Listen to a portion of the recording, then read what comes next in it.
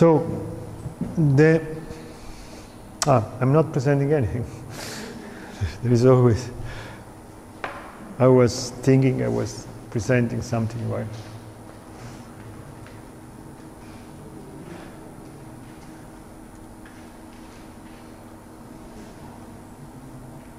Perfect.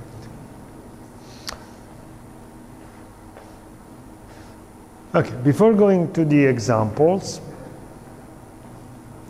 I want to show you another feature of tensegrity structures or metamaterials that we have recently discovered. So, as you can see also in the case of the structures they have presented before, the main properties derive from the geometry. And this is also the case of this other application. So we want to use now some particular features of the tensegrity units in the large displacement regime to design metamaterials, that is, structures that have non-conventional response driven by this particular constitutive response of the tensegrity units. So the introduction is about this new research area, which is that of metamaterials. Materials made in laboratories, not natural materials, artificial materials. And the category of metamaterials that I am examining is that of lattice metamaterials. So metamaterials composed of latticed structures. And it has been shown that these materials made of latticed structures, like honeycomb or many other lattice materials, can exhibit some peculiar properties which arise essentially from the discrete nature of the material, masses and bars connecting the masses, and can be like band gaps, negative, effective, elastic moduli, and so on. We will see some ideas in short. Those are some of the peculiar, strange behaviors that we can obtain with these artificial materials. So metamaterials are materials that have a non-conventional response, so are strange materials, odd materials. They are called also odd materials. So materials that do something non-conventional, which follows from the design that we achieve. So this is a result that I will show you later. If you have a chain of tensegrity prisms that we will present, and if you, what we have found is this: if you have a chain of tensegrity prisms, I will show you later. We will print one, hopefully. And you put a chain of those prisms, one after the other. You pre-compress the chain, and then you apply a shock. You apply an external, an impulse externally. What you get is that instead of having a compression wave that propagates through the system, after a few prisms, you impact the system with an impact loading, and then what you get is an odd response in which, instead of increasing the initial compression due to this shock, what you get is that you release the system. You apply a shock, and then instead of getting an additional compression, you have a release of the system. The system is basically releases parts of the initial compression. So it's an odd response, non-conventional response. Usually, if you compress the material, increase the compression. This happens, obviously, yes, this happens, but it has been, in order to really exploit this response, you should miniaturize the system, and this is actually a challenge because it's not easy to 3D print tensected structure with some pre-stress and in a very small scale. So yeah, it has been shown, but it requires large space at the moment. So it's not convenient. It happens really, but it's not convenient because you require, if you put, since you require, this behavior requires a sufficiently large number of units. Yeah, it is possible, but if you need one entire room for doing this, it's not convenient. It depends only on the number of, we will see this in the presentation. It requires a sufficiently large number of units. So if you are able to miniaturize the system, you can put this very miniaturized chain, for example, within an helmet, and you won't feel a shock. But you have to be able to miniaturize. Otherwise, you need too much space for this effect that makes the effect that is present not convenient from an engineering point of view. This is one effect. This is the rarefaction effect. Another effect is that of nonlinear springs. If you put two springs,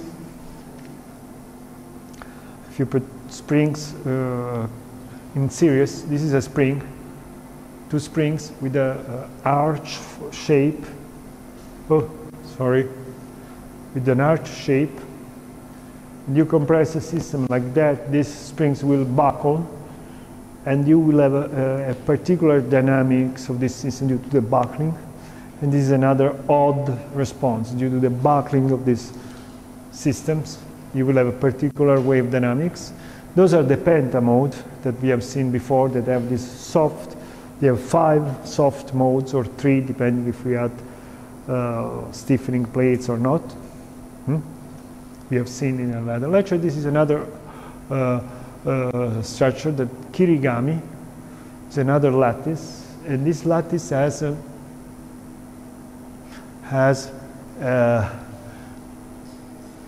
negative Poisson ratio.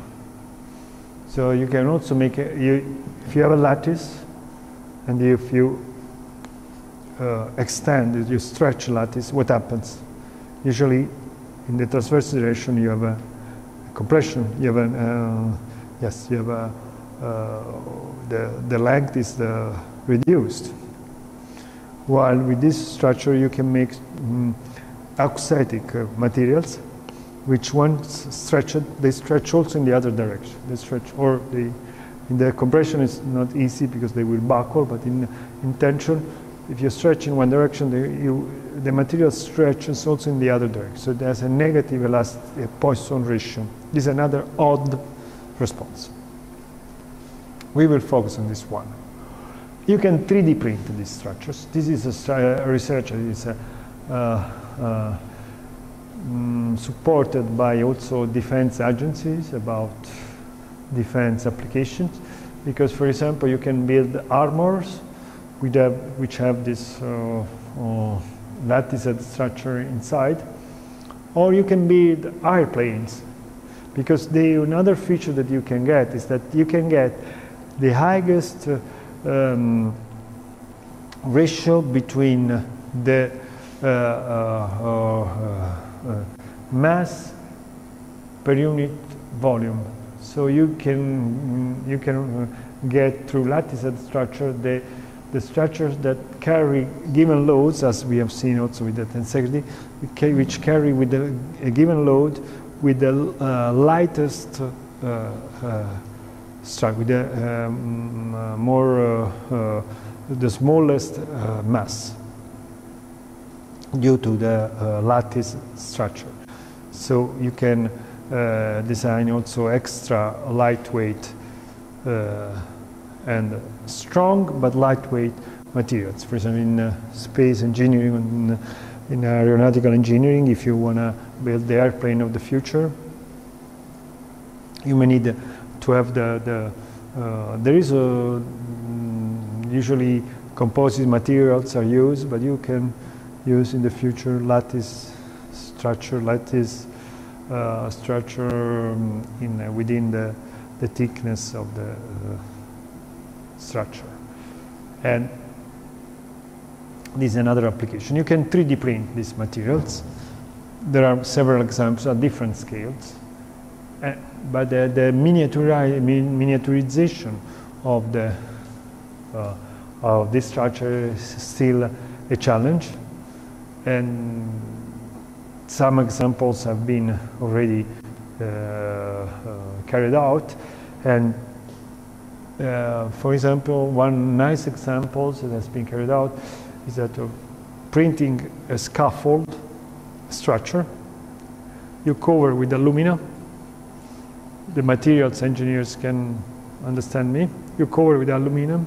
Then you remove with some etching the polymeric scaffold, and you're left with a hole of tubes, with a structure made of hole of tubes, because you get only through chemical treatment, you can remove the polymers, and only the alumina will survive.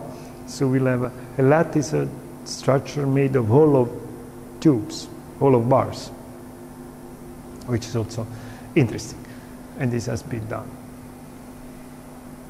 So we examine tensegrity, those metamaterials, composed of masses and tensegrity units.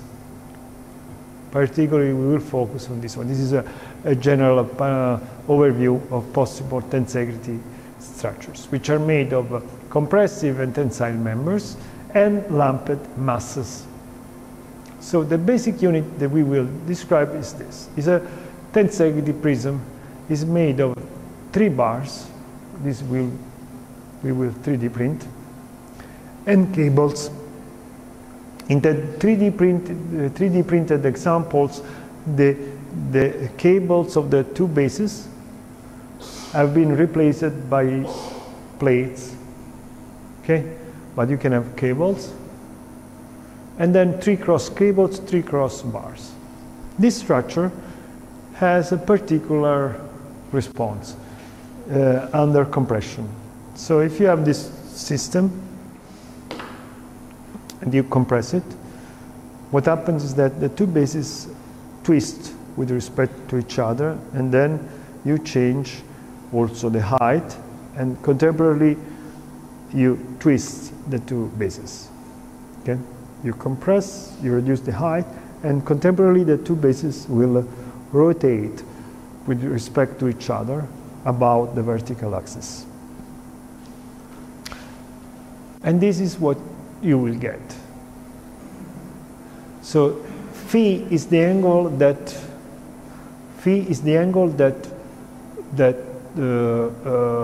of rotation of the top base with respect to the bottom base. Okay.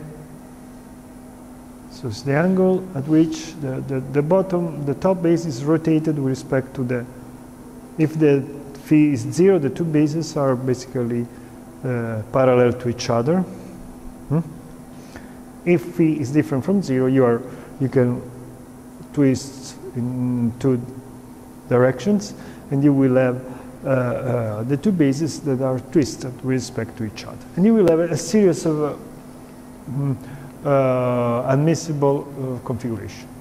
So this is phi equal to minus pi over 3, so you rotate this way. And this is the limit.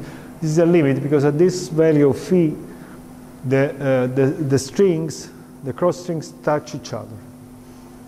And that we cannot get lower than this value. Then if we go to phi greater than 0, we can go up to pi, the value at which the bars touch each other. And we will see this is a noticeable value of phi.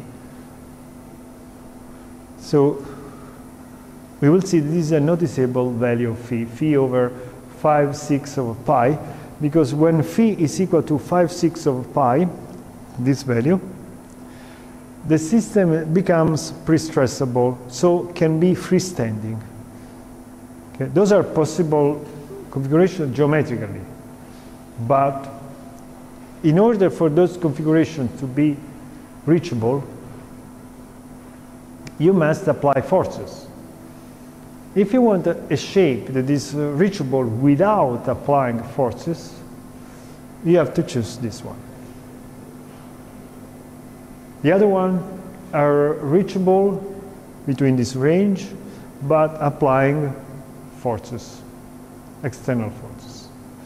This one is gives rise to a freestanding configuration. Freestanding is the one problem with tensor grid is to find the freestanding configuration. So the configuration that is in self-equilibrium without external forces.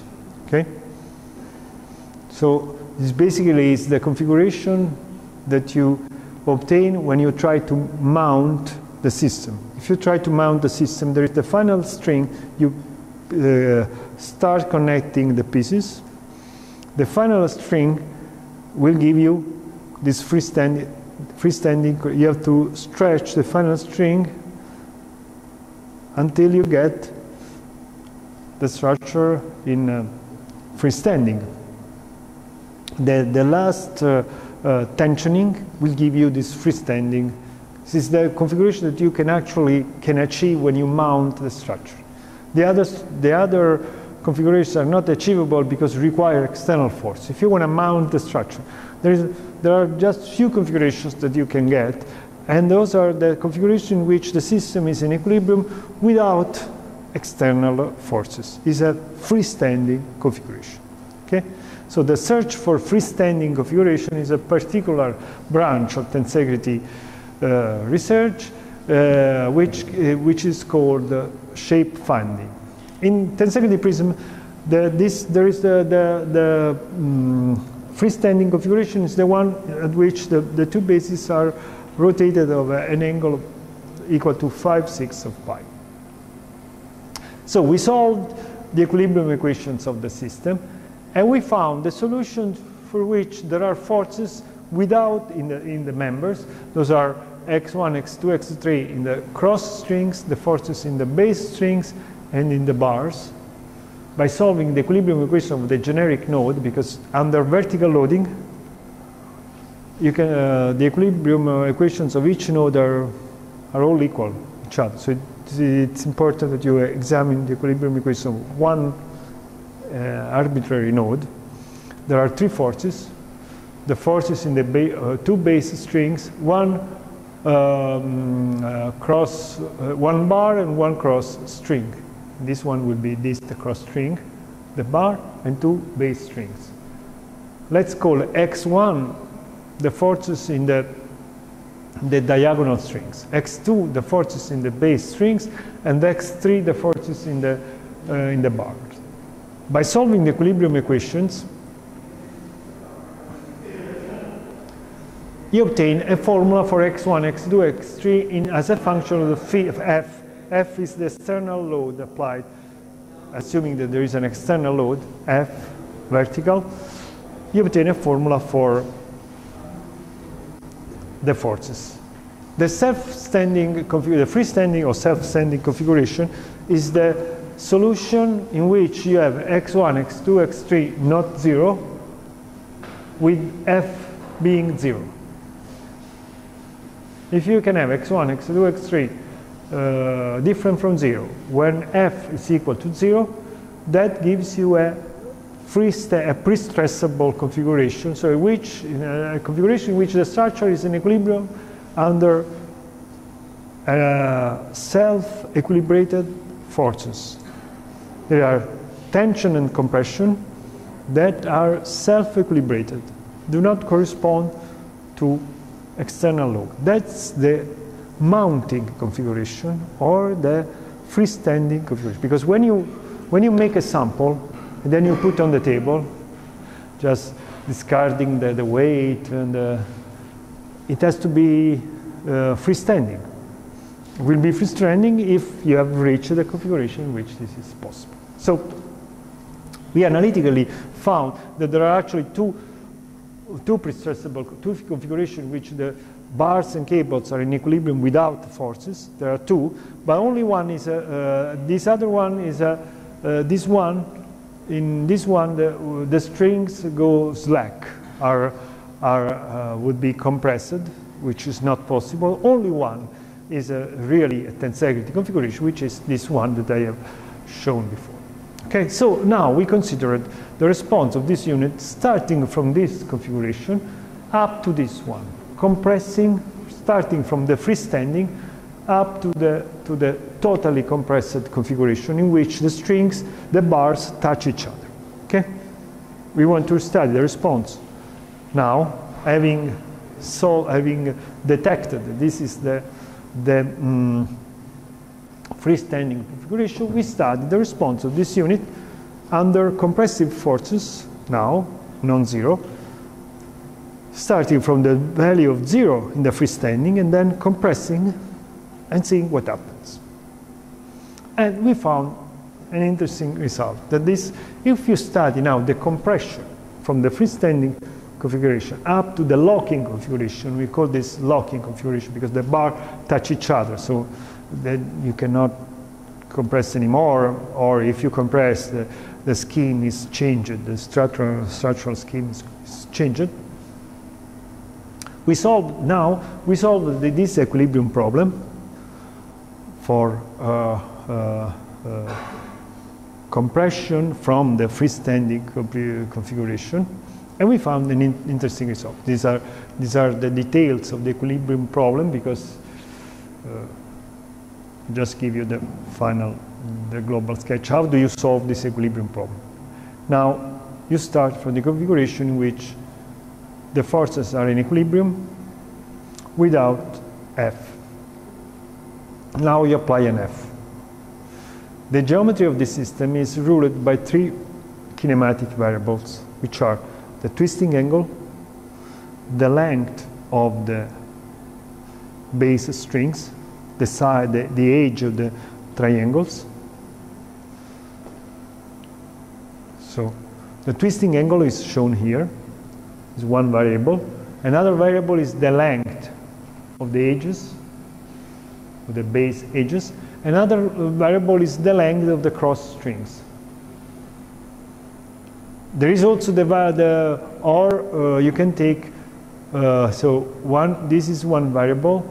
There is the twisting angle. You can take as a third variable, you can take either the length of those strings, or the length of the bars, or the height of the prism. They are all related. The third variable will be either the height of the prism. Those are the relations giving the length of the bar and the length of the strings as a function of L, phi, and H. So if you have L, phi, and H, those three variables describe the kinematics of the structure. Okay? And the B and S will be dependent variables. Okay? Because if you compute the length of these two bars, the length of this member will be a function of L, phi, and H. Okay? So it's not an independent variable. Only three are the independent variables. To describe the kinematics, I have the twisting angle, the length of the bases, of the base edges, and the height of the prism. Now, assuming that all the members are elastic springs, so the force is given by this law, okay? X1 is K times the length minus rest length. This is a linear spring. In a linear spring, the force is equal to the coefficient, which is the stiffness of the springs, times the length minus the length when the string is slack. Okay? Ln is the natural length when the spring is not working. So that's the stress-free length. So if you have S minus Sn, this is the force per unit length, so you divide again by the length. But if you want the forces, the total force is Ks minus Sn in the cross strings, L minus Ln in the base strings, and B minus Bn in the bars. So we are describing this, just follow the idea. The details are more complicated, but the idea is simple. We have three kinds of springs. Maybe we had to 3D print the sample before. Anyway, we have these three springs: base strings, cross strings, and bars. Now, the kinematic is ruled by three variables. We want to find, for each value of f, of a given f, the value of h, l, and phi. Okay? This is our goal. For each value of f, we want to find the value of the three kinematic parameters, which are L, phi, and h. We have three equilibrium equations of the generic node. All the equilibrium equations are equal to each other. So in case of uniform loading, we are not applying bending, uniform loading, and obviously allowing for twisting. Otherwise, the system remains stuck if you don't allow for twisting. So you have three equilibrium equations, and you have three unknowns, which are h, phi, and L. And that's what we do. We apply a value of f, and we find the solution in terms of L, phi, and h. Because in the equilibrium equation, instead of applying the force, we express the force as a function of S. S is a function of h, L, and phi. Every variable is a function of h, L, and phi. Those two are, B is a function of h, L, and phi, S is a variable. So the equilibrium equations becomes equations in terms of h, L, and phi. So for each value of f, we can find the configuration of the structure. And that's what we have done through a numerical. Oh, let's hope it works.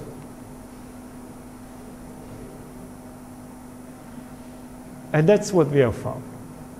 So if you assume that all the members behave elastically, all the members, as I have said, and if you take a thick prism, the force versus height, or delta. Delta is the displacement from the self-standing or configuration. Take delta, the displacement from the self-standing configuration, so the compression. The force versus delta, obtained by solving the equilibrium equation in terms of the kinematic variables, looks like that. The force increases up to a limit value, and then the prism collapses. And actually you see that the stiffness, which is the tangent to the force, decreases. So the prism, what happens? The prism gets softer, softer, softer, then collapse. Okay? This is what you get. It's a spring that gets softer, softer, softer, and then collapses. Okay?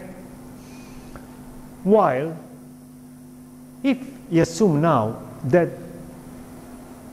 you make a modification to the model that I have described, assuming that the base string, the bases and the bars are rigid,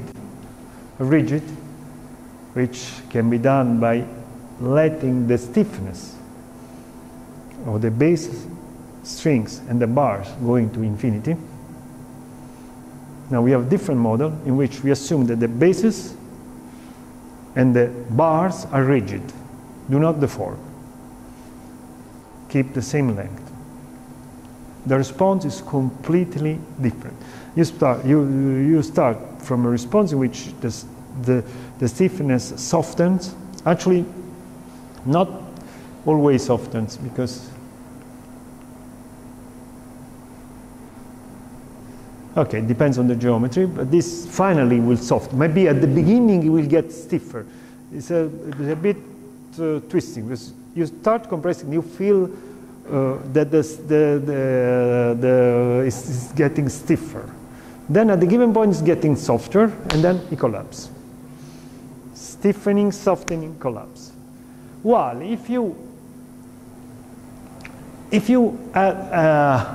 have rigid bases, the response is completely different. If you had rigid bases, the system gets stiffer and stiffer. It doesn't never get to the softer regime. So it gets stiffer, stiffer, stiffer, and then it goes at infinite axial stiffness. It goes this way.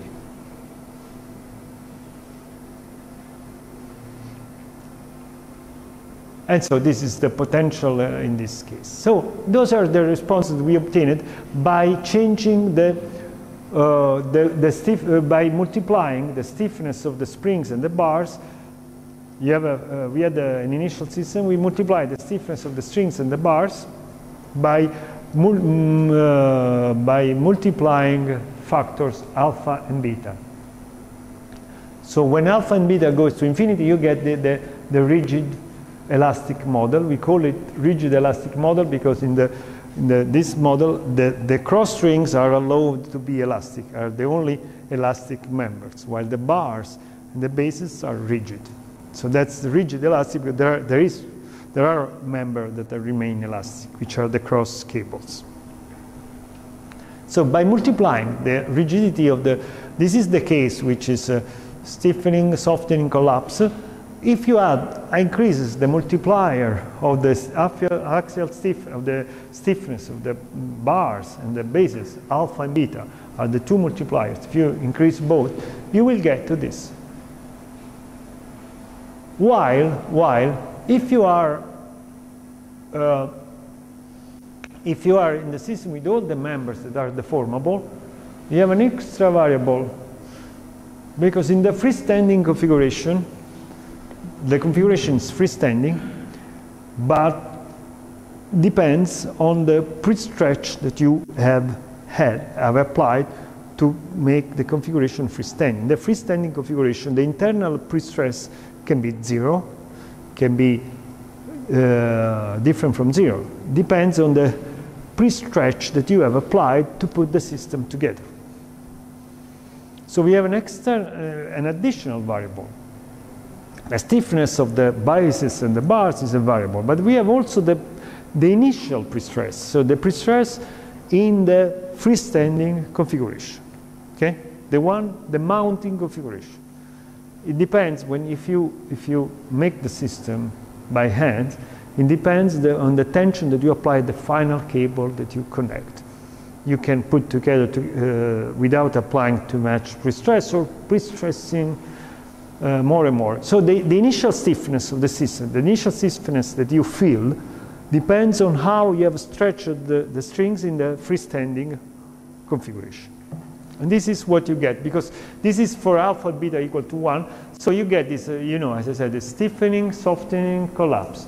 But this behavior, the value of collapse, depends on how much you have stretched the system initially. So it collapses for larger displacement if you have pre-stretched more and more, because this is without pre-stretch, and this. So if you increase the pre-stretch, it will collapse later, but but you won't get the initial stiffening effect. So it's a strange response. So if you stiffen the system in the initial configuration, you go high, it collapses for larger displacement, but initially you will reduce the stiffness progressively, and later you will get this collapse. While if you have small pre-stress, initially it's like if you have pre-stressed strongly the system, you will progressively reduce the initial stiffness until collapse. If, on the contrary, you have not very much stretched the system initially, what you get is that initially you increase the stiffness, the structure, and then you go to. So you get a constitutive response. It is complicated, but is tunable. Okay, we have a stiffness, a softening, collapse, depending on the values of the rigidity of the members and the values of the initial pre-stress. And those behaviors give rise to, we have experimentally observed this, we have built manually. This is a system with all the elastic members, and we got this softening response. Then we add the rigid bases, and we got this response, stiffening response. So what is the consequence? Why do we need this? Because this kind of response, stiffening, softening, has an effect on the wave dynamics that I showed you before, that I anticipated before. So assuming now that you have a chain of units with this behavior, okay, and you impact the system. The response of this metamaterial, so we use the tensegrity as springs. We put some masses in between these springs, and we obtain what is called a metamaterial. And now we pass to use those units as springs connecting masses. So we use this as an actuator. I have seen that Professor Singh has patented another actuator, another kind of actuator based on, that's a metamaterial. You can tell Professor Singh that he has discovered the metamaterial based on magnetic effects. And this is a mechanical effect. But it's a mechanical material that is strange, okay, in some sense. So if we add those springs in between masses and we impact, we apply a global precompression. We have two precompressions. We have several design variables, the rigidity of strings and bars, the initial internal prestrain, which is the prestrain that you have applied when you have mounted the structure. And then you can also apply a global prestrain. So by applying global compression force to the system, okay? And you study the dynamics of this system under an impact of an external striker with a given velocity. And the response is surprising, because okay, we don't need this. Yeah. If the system is in the stiffening regime, so basically the system with the rigid bases and rigid bars, and you compress it, there is a wave that propagates, but this wave is a solitary wave, so it does not go across the whole system. It's concentrated. It's concentrated in space. You increase the initial precompression, but with the compression that travels in a compact wave. So, which means that you have this stiffness. You compress it. This prism is compressed. Then the wave goes to the other spring. This spring is the first prism is completely released, and then only the second spring is compressed. And then it goes to the third. Then it travels in a very compact space. It doesn't interest the entire medium. It gives rise to a compressive solitary waves. So you have increased the compression, but the compression is localized. This is what you get. It travels localized when the system is in the stiffening regime, in the very stiffening, the regime with the stiffness goes to infinity, which is when it's very rigid. When the material is very rigid, it will close to the region in which the stiffness goes to infinity. You will get these compression solitary waves traveling.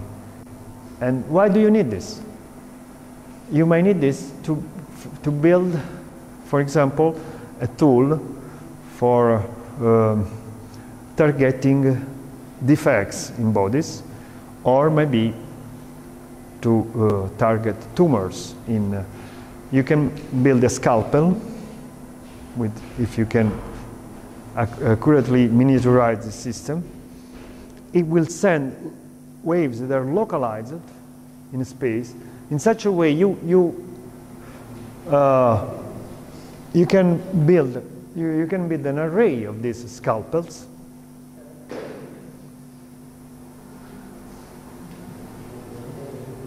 Yeah, we will stop 5 minutes to have a coffee so that we can. I don't know. I had 100 coffees since I was here, but I'm still alive. Maybe I will collapse soon after I leave Ludhiana, but it didn't happen yet. But it was very good. This is not coffee. How do you call this? This is coffee. You call coffee, but it's milk. What is this? Yeah, but you know, about coffee, there are names. This is a macchiato. This is a ristretto. There is you cannot call it coffee because there is milk. So it's macchiato. You can call it cappuccino. You have to find a name different from coffee because it's not. For us, coffee is a religion. So it's like for you other symbols. For us, it's a. So you have to change name. This is very good, actually. I like it very much. But believe me, you should call it differently, not coffee. Macchiato, Indian macchiato, or something like that. So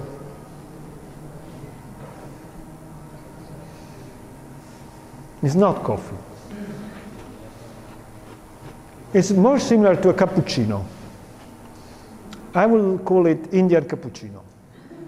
But is in the whole India or just this area? Even in India, we have different flavors.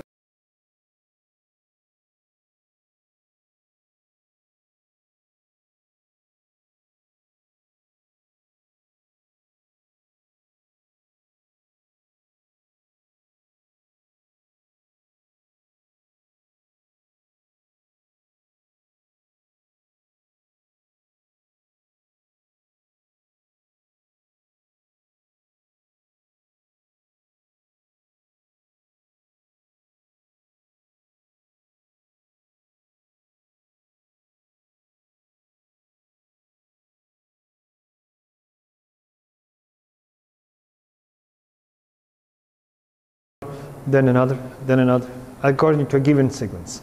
You will generate a series of compression waves in this host medium that maybe is a human body where you want to target a tumor. These waves will interact at a given point, and you can tailor the system, the sequence of impacting the chain in such a way they focus in a target point, and that point they will target the mass without causing too much damage in the rest of the medium, because they are isolated in space, they are not summing up, and so this is one target application of this possible application of this system when it is when it works in the highly stiffening region. I can close this presentation while we have coffee because it's not complicated, and I have lost the I didn't put in the, how do we call it? Coffee and milk. But it's not, well, coffee and milk is without foam. So that's coffee and milk.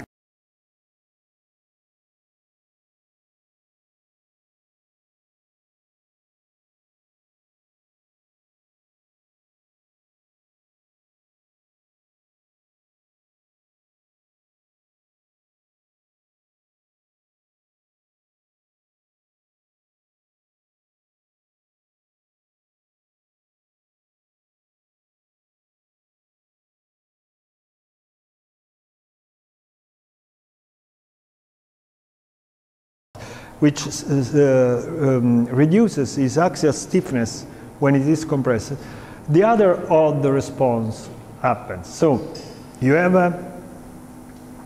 instead of having a compression wave, you have a rarefaction wave. So it means that you reduce the initial precompression, which is pretty. So you have a rarefaction wave that propagates.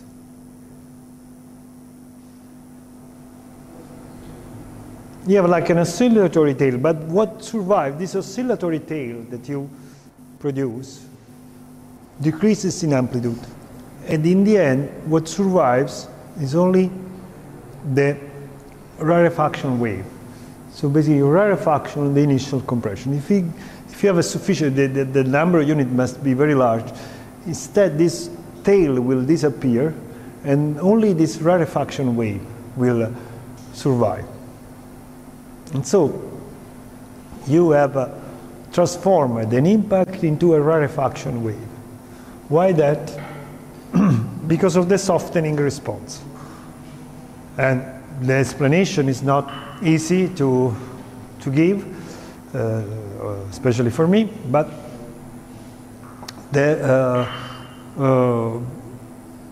in simple words, if a system is in a softening response, what happens is that if the compression is not stable, because the system weakens the stiffness as it is loaded. So if you load a system with a softening response, the compression waves is not stable. So it will transform in a rarefaction wave. Okay? Because the compression is not stable in the material. And that's another use of. And how can you use this? You can imagine an helmet made of. The helmets have an impact absorption liner within the external shell and the internal shell, which is a few millimeters. Usually it's filled with a polystyrene, APS. But you can imagine putting a lattice structure there, in which the first section is a softening lattice, and then you add in the internal section you add a pentamode layer. You build a graded lattice. In the final section is this pentamode layer. This softening tensegrity layer. The final section is a pentamode, so that you can protect the head from compression, shear, training time, in which we should print a prism.